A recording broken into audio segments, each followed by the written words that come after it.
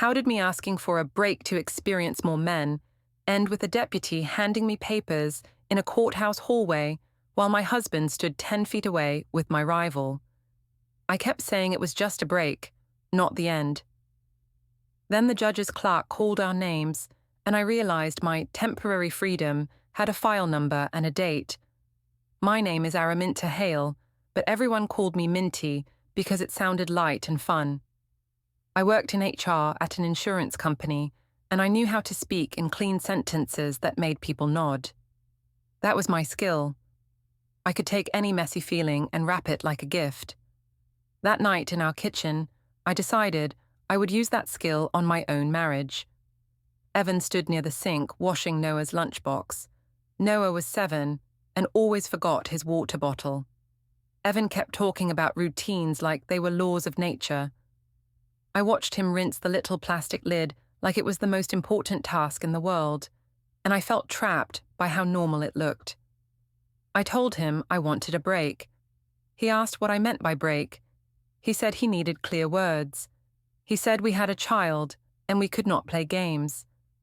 I said he was already proving my point. I told him he always tried to control the shape of my life. He asked if I was unhappy with him. He asked if I wanted to see other people. He kept his voice calm, but his eyes looked tired. I said it was not about him. I said I needed space to feel like myself again. I said he was making it into some dirty thing. I could hear myself. I sounded like a therapist on a podcast. I liked that. Noah came in wearing his dinosaur pajamas, rubbing his eyes. He asked why we were talking so late. Evan told him it was adult talk and he should go back to bed. Noah looked at me like he was trying to read my face. I smiled too big and told him it was fine. I said Mom and Dad were just planning things. Evan asked if this break meant separate rooms. I said he was being dramatic. He said he did not want drama, but he did want peace for Noah. He asked if we should sleep apart so we did not fight in front of him. I said I was not fighting. I said he was the one who always turned talks into fights. I hated that he sounded reasonable. It made me feel like the villain for wanting air. After Noah went back upstairs, Evan asked about boundaries. He asked if we were still married in practice. He asked if we would date other people.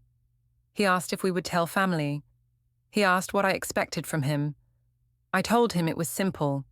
I said I wanted freedom and time. I said I did not want him texting me all day. I said I did not want him asking where I was. I said he needed to trust me. He said trust was not a switch. He said it was built, and it could break. I said he was being negative on purpose. I said this was why I needed a break. In my head, I kept repeating one line. I deserved options.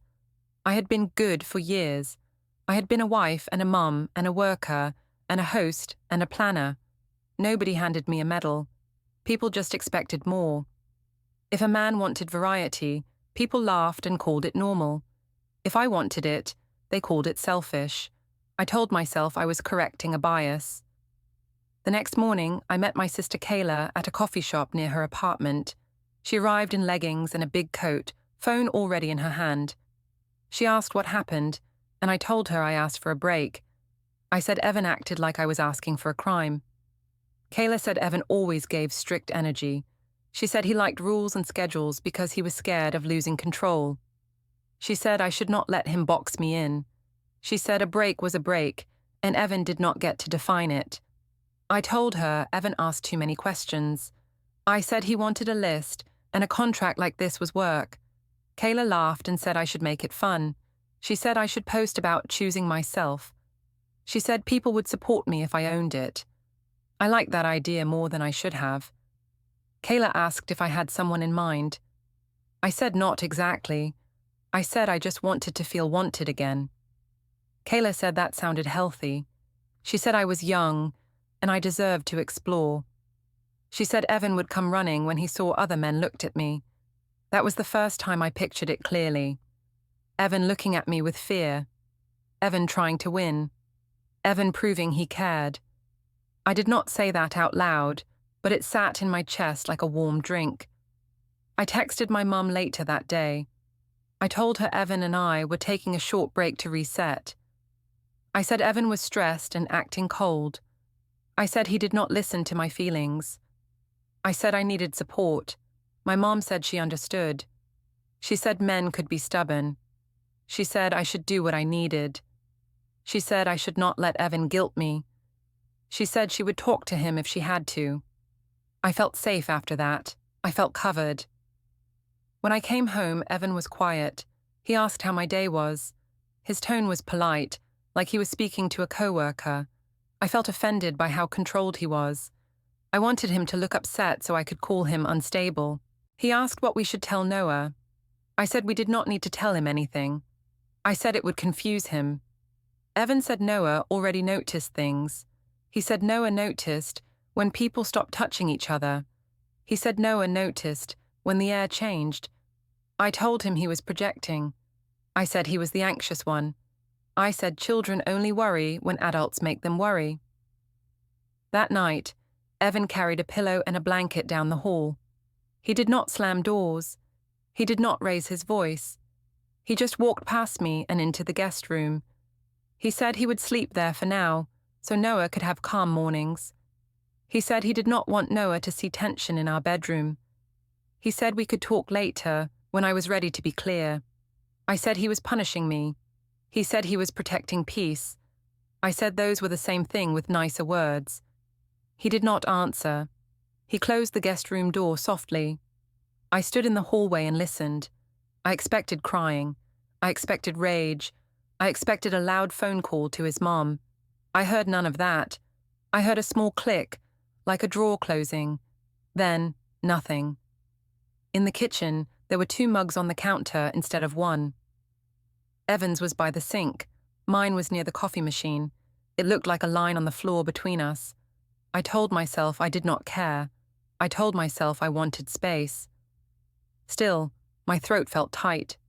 Later, I walked past the little office nook we shared. Evan's laptop was open, but the screen went dark as I approached, like it knew I was there. A printer sat on the desk, and a single blank page stuck out halfway, like someone changed their mind. I asked what he was printing. He said it was nothing important. He said the printer jammed. I said he was being secretive. He said he was not hiding anything, but he was also not looking for a fight. I went to bed alone and stared at the ceiling. I told myself I was brave. I told myself I was honest. I told myself Evan had to learn that I was not his property. Around midnight, I woke up thirsty and walked to the kitchen. The house was dark. The guest room door was closed. I heard a faint sound from the office nook, like a soft mechanical sigh. Then a smell reached me, light but sharp. It smelled like warm toner. I stood still and listened again. Silence. On the counter, Evan's phone lit up for a second. I could see the glow through the crack in his door. The screen showed a calendar alert. I could not read much, but I saw the words downtown and 10:40 a.m. Then it went black. I told myself it was work. I told myself it was nothing. Still, I went back to bed with my heart beating fast, and I whispered to the dark that Evan was being dramatic, not me.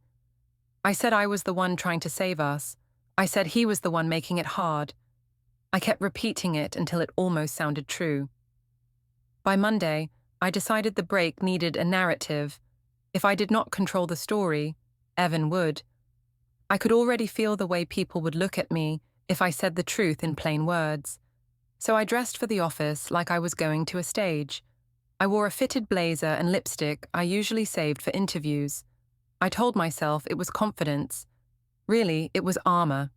At work, the open-plan floor was loud with keyboards and small jokes. I walked in like nothing changed. My coworker Jenna asked how my weekend was. I said I had a big reset. She asked what that meant. I said I was finally choosing myself. She smiled in a way that asked for more. I gave her more. I said Evan and I were taking space because he had been distant for years. I said I felt alone even when he was in the same room. I said I tried to talk, but he always turned it into a lecture. I said I needed to breathe, Jenna said that sounded hard. Two other co-workers overheard and leaned in like it was a lunch break show. I let them. I knew what I was doing. I worked in HR. I knew that once a story became the vibe, it was hard to reverse. People did not want facts. They wanted a character. I made Evan the cold one. I made myself the brave one. Around noon, my phone buzzed. It was Evan. He asked if we could talk later about Noah's school pickup. He said he had a project meeting and needed a plan. I texted back that he could handle one day without me. I added a smiley face, like I was calm. I was not calm. I was angry that he still acted like a father while I was trying to act like a free person. In the afternoon, my manager pulled me into the small HR meeting room. She asked if everything was okay at home because I seemed distracted. I said I was fine. I said I was just going through a normal marriage phase. She said she hoped I had support. I said I did, and I looked down at my phone like it was proof. After work, Kayla texted me an address for a rooftop bar downtown. She said it was the right place to be seen. She said I should come, even if I felt nervous. She said the whole point was to stop living like someone's background. I told Evan I would be late. He asked how late. I said I did not know. He asked if Noah should wait up for me. I said he was using Noah to control me. He said he was not controlling me, but he needed to know who would say goodnight. I said he could do it. I said he acted like he never did anything for the family. He did not argue. He just said, okay. That annoyed me more than a fight would have. At the rooftop bar, the air smelled like perfume and hot metal from the heaters. People laughed too loudly. Kayla hugged me and told me I looked alive. She introduced me to her friends like I was a new product. She said I was on a break and finally doing what I wanted. Someone cheered. It made me feel powerful for half a second. Then Tyler showed up. Tyler Brenner was not my type in a serious sense, but he was my type in the way a mirror could be. He worked in sales and always looked like he had just stepped out of a photo. He asked how I was doing. I said I was taking control of my life. He said that was attractive. He said men loved women who knew their value. I liked him because he repeated my own thoughts back to me, but in a man's voice. It made them feel more true. We talked at the edge of the crowd. He asked if I was really married. I said yes, but I was on a break. He asked if my husband was okay with it. I said my husband did not own me. Tyler said that was the spirit. He bought me a drink. I let him. Kayla took a short video of me laughing. She said she would post it with a caption about new beginnings. I said yes, do it. I told myself it was harmless. I told myself Evan needed to see I was not trapped. When I got home, it was close to midnight. The house was quiet, in a way that felt staged. Evan was not in the living room. The TV was off. The lamp by the couch was off. It felt like a hotel after checkout. I walked to Noah's room first. He was asleep with one arm above his head. His homework folder was on the desk, neatly stacked. Evan had signed the reading log. I could tell because Evan's handwriting was careful and mine was quick. In the hallway, I saw Evan's door cracked open. The guest room light was off. I pushed it a little and saw him lying on his side, awake. His phone was face down on the nightstand. I hated that detail. It made me feel like he had learned to protect his screen from me.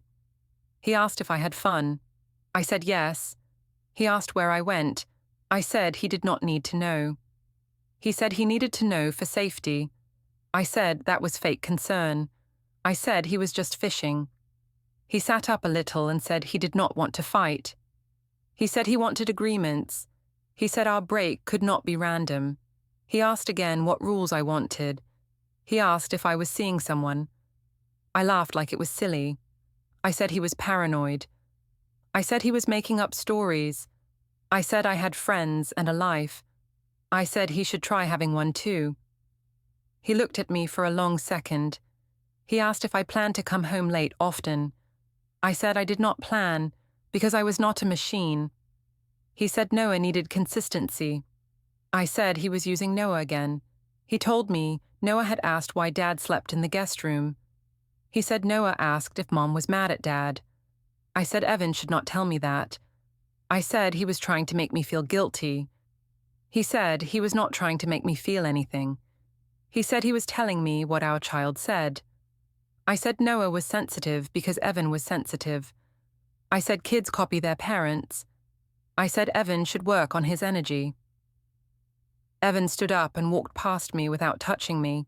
He went to the kitchen and filled a glass of water. I followed, still hot. I asked why he was acting like a stranger. He asked why I was acting like he was the enemy.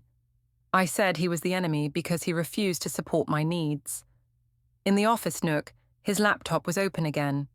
A spreadsheet filled the screen, rows and columns like a quiet fence. I could not see labels, but I saw dates. I saw numbers. I saw a pattern that looked like tracking.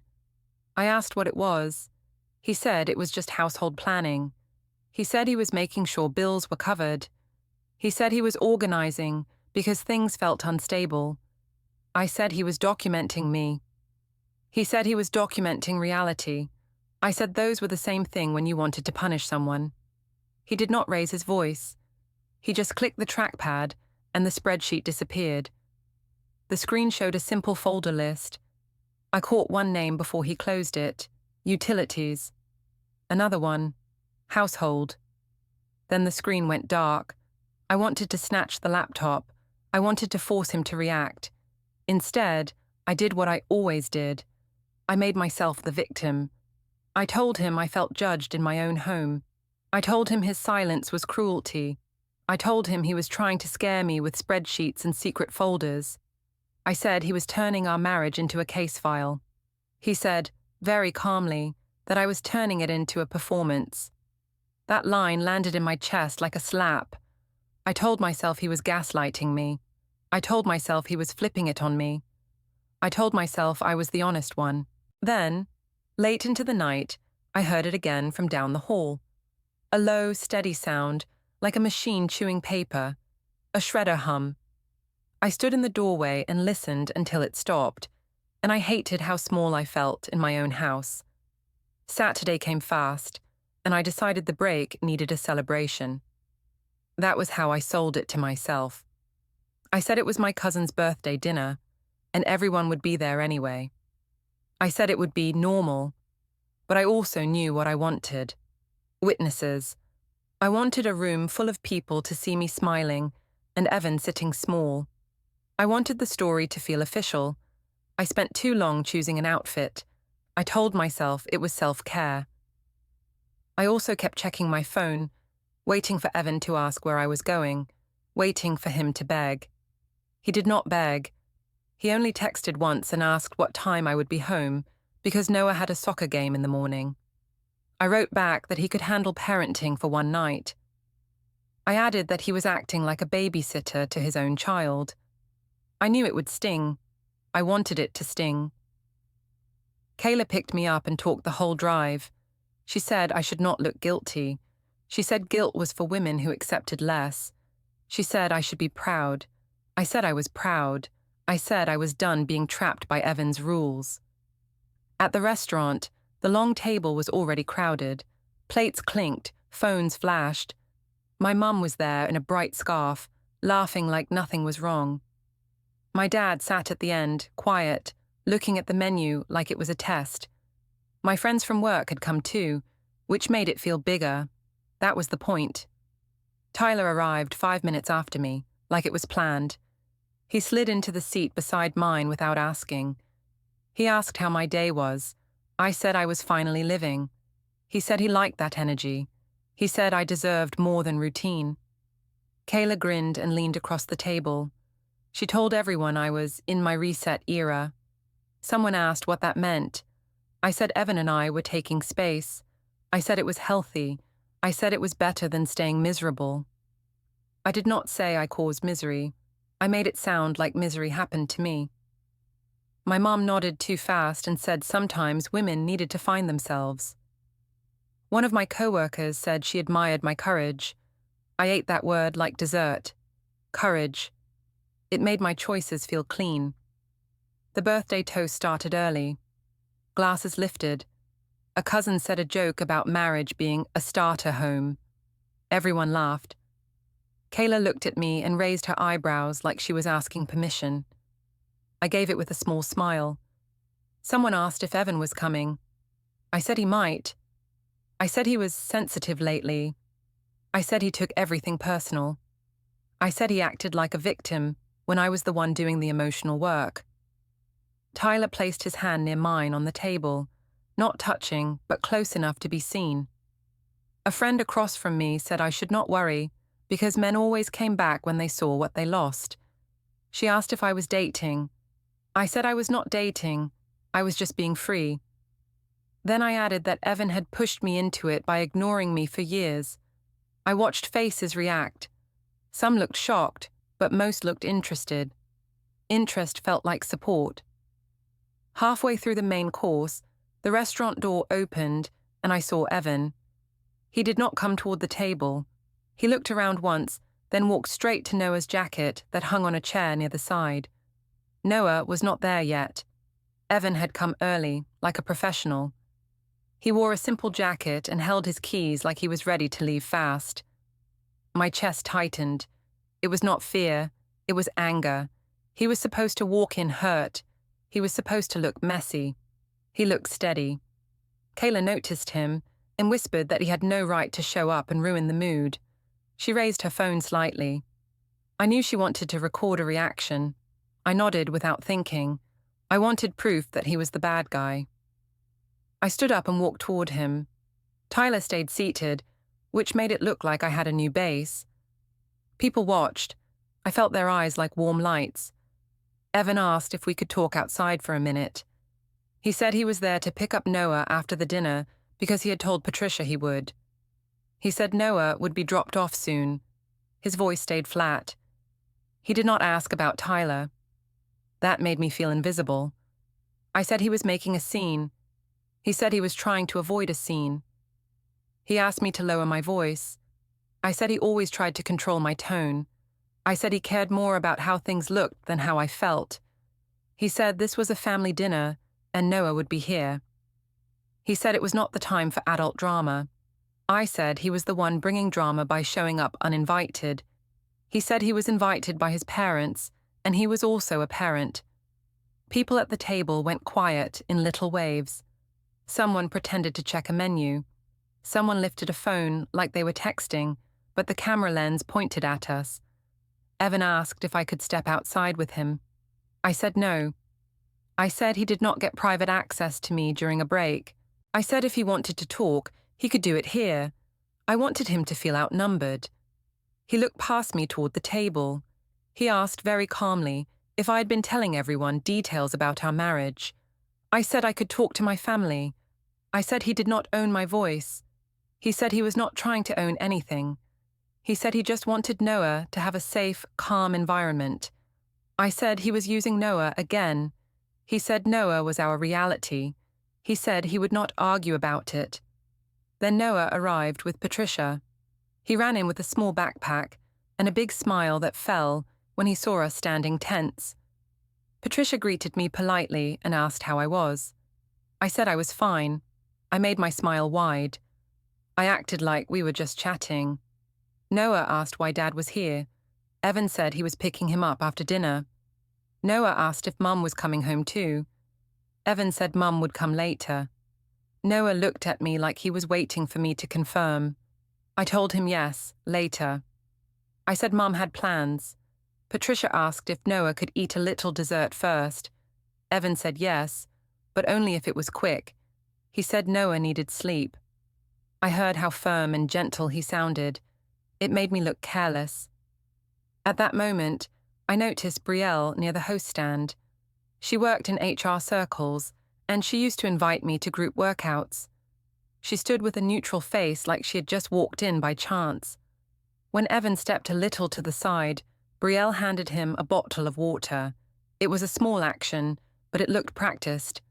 Evan thanked her. Brielle nodded and stepped back. My stomach turned. I told myself it was nothing. I told myself she was just being polite. Still, my mind grabbed it and squeezed. I went back to the table and sat beside Tyler again. Too fast, like I needed to prove something. Someone asked if everything was okay. I said Evan was being weird. I said he could not handle the break. I said he was trying to make me look bad in front of my own family.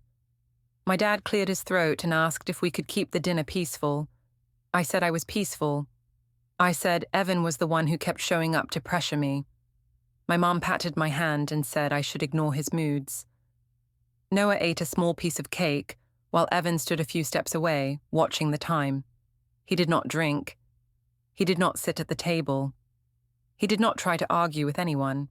He just waited like he was at an appointment. When Noah finished, Evan told him it was time. Noah hugged my mom, then hugged me. His arms were small and tight. He asked if I would read to him later. I said yes. I said I would, even though I did not know if I would be home before he fell asleep. Evan thanked everyone for the cake and said goodnight. He did not say anything sharp. He did not call me names. He did not even look at Tyler. That silence felt like he was writing something in his head. As Evan and Noah walked out, I heard a soft beep from somewhere near the table. It sounded like a phone starting a recording. I glanced at Kayla, but she was smiling at her screen like she had captured something good. Outside the restaurant window, I saw Evan guide Noah to the car, with one hand on his shoulder, slow and careful. Then I saw Brielle again, stepping out of the side door, her coat already on, walking in the same direction for a few seconds before turning away. I told myself I was still winning. I told myself Evan looked lonely. I told myself Brielle was just circling like a fan. But my chest felt hollow, and when the laughter at the table started again, it sounded far away, like it belonged to someone else. Monday morning, I woke up with the strange feeling that the house was not mine anymore. It still smelled like our laundry soap, and Noah's backpack was still by the stairs, but the air felt divided. Evan moved around quietly, like he did not want to bump into me. At breakfast, Noah asked why Dad slept in the guest room again. Evan said it was temporary and they needed better sleep. I said it was because Dad liked being dramatic. Evan did not correct me. He just asked Noah if he wanted strawberries or cereal. That calm made me feel like I was losing something I could not name. In the school pickup line later, I saw Evan's car before I saw him. He was already there, early, with the window down. Noah leaned forward in the back seat, watching the line move. Evan held a folder on his passenger seat, neat and flat, like he had made space for it on purpose. When I pulled in behind him, he did not look back. It was like he had trained himself not to chase my eyes. When we got to the front, Evan stepped out and walked to my car. He asked if we could set a weekly plan for pickups and bedtime. He said he wanted Noah to know what to expect.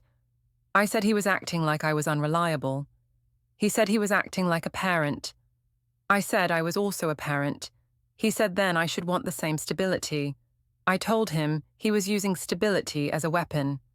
He asked how it was a weapon. I said it was a way to make me look careless. Noah came out of the school doors and ran to Evan first, then to me. He asked if we could go to the park. Evan said they had homework first. I said we could do the park because Noah needed joy. Evan said joy was good, but homework was also real. I watched Noah's face. He looked from Evan to me like he was watching tennis. On the drive home, I told myself Evan was trying to build a case that I was the bad parent. I told myself he had always been like this, just with nicer packaging. I repeated that line until it sounded solid. That afternoon, I went to the supermarket to reset the week, which was my way of proving I still ran the house. I picked up Noah's snacks, pasta, chicken, and the brand of cereal he liked. I also grabbed a small bouquet of flowers because I wanted the cashier to see me as a normal wife, not a woman in chaos. At the checkout, I tapped my card. The machine beeped and flashed. The cashier said it did not go through. I tried again. The same beep. A woman behind me sighed. My face burned. I laughed too loudly and said the bank had been weird lately. The cashier asked if I had another card. I said yes, but I did not. I tried my credit card, and it also failed. The cashier's smile became careful. I paid with a small amount of cash I had in my wallet, but it only covered part of it. I had to put items aside. I watched the flowers get moved away like they were a luxury. I felt small in a way I hated. In the parking lot, I called Evan. I asked what happened to the account. He answered on the second ring. He asked if Noah was with me. I said no, and I said he was dodging the point. He said he moved part of his paycheck into a separate account for bills. He said the shared account would still cover groceries and Noah's needs, but he would not fund unplanned spending. I asked what unplanned meant. He said nights out, extra trips, and anything that was not for the household. I told him that was financial control. He said it was financial protection. I said those were the same thing when you wanted to punish someone. He said he was not punishing me. He said he was making sure rent and utilities were paid no matter what. I said he was treating me like a teenager. He said he was treating the situation like it was unstable. I said he made it unstable by acting cold. He said I made it unstable when I asked for freedom without responsibility. I wanted to scream. Instead, I went softer, because soft worked better. I told him I felt unsafe in my own life. I said I felt like he could pull the floor from under me any time. He said he was not pulling the floor. He said he was putting the floor back in place. He said if I wanted a different arrangement, we could talk with a professional mediator. I heard that word and my stomach dropped. He did not say lawyer. He did not say court. He said professional, like it was normal, like he had already accepted a future without me. When I got home, the house felt too quiet again. I opened the fridge and saw separate shelves. Noah's snacks in one bin, Evan's meal prep on another shelf, and my random items scattered like I did not belong. I told myself Evan did that on purpose to send a message. I went into the office nook and opened the drawer I usually use for batteries. It was full of paper clips and labeled envelopes now. One envelope said utilities in Evan's careful handwriting. Another said household. I shut the drawer fast like it burned. At dinner, Noah asked if Mom and Dad could sit together. Evan said they could sit near each other, but they were still working things out. I said we were fine, and Dad was just stressed. Evan looked at his plate and asked Noah about school. After Noah went to bed, I drove to Kayla's apartment. She opened the door with her phone already in her hand. She asked how things were going. I said Evan was trying to scare me with money and schedules. I said he wanted to trap me back into the marriage by making me dependent. Kayla said that was abusive behavior. She said I should expose it. She said I should post about financial punishment and control. She said the public would understand. She said if Evan cared about his image, he would change. I felt a rush of relief, like she gave me a weapon again. I opened my notes app and started drafting a caption. I wrote that I asked for space, and my husband responded with cold silence and money games. I wrote that women deserved freedom and respect. I wrote that controlling men always showed their true face when you stopped obeying. Kayla leaned over and told me to make it shorter and sharper. She said people did not read long posts. She said I should add a line like, "He thinks he can own me." I added it. Then my phone buzzed. It was my dad. He asked if I could talk. I stepped into Kayla's hallway and answered. He asked what was happening to my family. He said my mom sounded worried, but also confused. He said Noah sounded quiet on the phone. He said he did not like it. I told him Evan was manipulating everyone. I said Evan was turning the family against me. My dad said Evan did not seem like that kind of man. He said Evan always treated people with respect. He said maybe I should slow down and think. I said he was taking Evan's side because he was a man. My dad sighed and said this was not about sides, it was about choices. I hung up before he could finish. Back inside, Kayla asked what he said. I told her he did not get it. I told her nobody got it. I said everyone expected me to suffer quietly, like women always did. I left Kayla's place late and drove home with my hands tight on the wheel. In the driveway, Evan's car was pointed toward the street, not tucked in like before. It looked ready to leave at any time. Inside, I walked past the hallway closet and saw the taxes folder on the shelf, slightly shifted. Something about it bothered me. I pulled it forward and felt tape underneath. A small USB was stuck there, labeled with a date in black marker. My mouth went dry. I put it back like I never touched it. I stood there in the dark and told myself it was just budgeting. I told myself Evan was just being obsessive. I told myself he was not preparing anything serious. Then I went to our bedroom, stared at the ceiling again, and realized I had started checking the house like it was not my home. The next week felt like walking on a floor that kept changing under my feet. Evan did not shout. He did not beg. He did not chase me from room to room.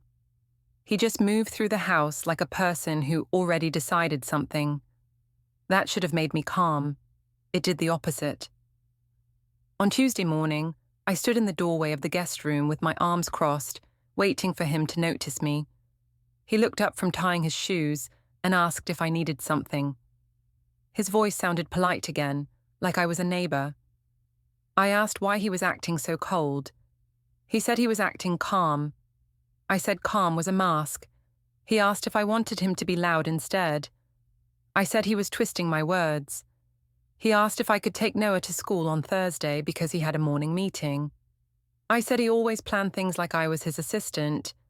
He said he was just asking. I said he should not just ask, like everything was normal when he was clearly punishing me. He nodded once and said, okay. He wrote something in his phone without showing me the screen. Later, in the kitchen, I saw his phone face down again. A small sticky note sat near the fruit bowl. It said, "Bring forms." The letters were neat, not mine. I picked it up and stared at it like it was a threat. When Evan walked in, I asked what forms. He said it was just paperwork for personal stuff. I asked what personal stuff. He said it was not my job to manage it anymore. I said that was cruel. He said it was a boundary. I hated that word when it came from him. It sounded too reasonable. At work, my confidence started cracking in small public ways. Jenna asked if things were better at home. I said yes. I said Evan was finally learning. I said he was calming down. I tried to smile like a winner, but my stomach kept sinking. I caught myself checking my phone too often. My manager asked if I could come into the HR room again. She said it was a quick word. She asked if I had posted anything about my marriage that included hints about co-workers or the company. She said someone had complained that my captions were turning into a public breakdown. I said people were too sensitive. I said women were always judged. She said she was not judging me. She said she needed me to keep work and home separate. She said HR staff could not look unstable online. I told her I was stable. I said my husband was the unstable one. She said she did not want to hear details. She said she just wanted fewer posts. When I left the room, I saw Brielle near the printer station. She worked for a partner firm now, but visited our office sometimes. She smiled softly and asked how I was holding up. I wanted to tell her she had no right to ask. Instead, I sighed and acted fragile. I said Evan was being scary in a quiet way. I said he refused to talk and acted like I did not exist. I said he was trying to ruin me slowly. Brielle asked what I meant by ruin. I said money, schedules, silence. I said he was building a wall around Noah. I said he wanted me to look like the bad parent. Brielle frowned and said Evan did not seem like the type to ruin anyone. She said he seemed careful. She said maybe he was just trying to protect his child. Her words sounded neutral, but I heard judgment. I asked if she had been talking to him. She asked why I thought that. I said I noticed her around. I said she always appeared at the right time. She said she had her own life, and she was not interested in drama. That stung because it implied I was drama. That evening, I came home to find Noah doing homework at the table while Evan cooked. He asked Noah about spelling words in a steady tone. Noah looked calmer than he had in days. That made me jealous, which felt ugly, so I turned it into anger. I asked Evan if he was trying to replace me as the good parent. He asked what that meant. I said he was putting on a show for Noah. Evan said Noah deserved consistency. I said I also gave consistency. He asked when. I said every time I could. Noah looked up and asked if we could all go to the park on Saturday like before. Evan said they could talk about it. I said yes right away, too bright. Evan looked at me and said it depended on the schedule. I snapped and said he loved schedules more than people. He asked me to lower my voice because Noah was right there. I said he was embarrassing me. He said he was protecting Noah. After Noah went upstairs, I followed Evan to the stairwell landing and blocked his path. I told him he could not keep acting like this. I told him he was breaking the family. I told him he needed to commit to the break the right way, meaning he needed to still be mine while I explored. He asked if I heard myself. He said I wanted marriage benefits with single choices. I said that was unfair. I said women were allowed to change. He said I could change, but he could also respond. I leaned closer and told him he would regret it if he pushed me. I did not mean violence. I meant shame. I meant social pressure. I meant making him the villain everywhere. He looked past me, not at me, like he was looking through fog. He said he was not scared of my posts anymore. He said he was done arguing with feelings that changed every day. Then he stepped around me calmly, like I was a chair in the hall. In the office nook, late that night, I heard the locked drawer click again. I walked in fast, pretending I just needed a charger. Evan did not jump. He just closed the drawer and put a small key on his ring. I had never seen that key before. I asked what he was locking. He said private things. I asked if he was hiding money. He said he was organizing. I asked if he was recording me.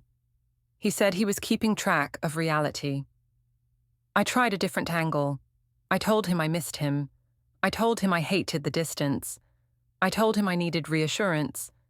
I even let my eyes water a little, because I knew that usually made him soften. He did not soften. He asked if I was still seeing that man from the bar. I said there was no man. He said I did not need to lie. I said I was not lying. He said the truth was not something I could rewrite by repeating myself. That line made my chest tighten.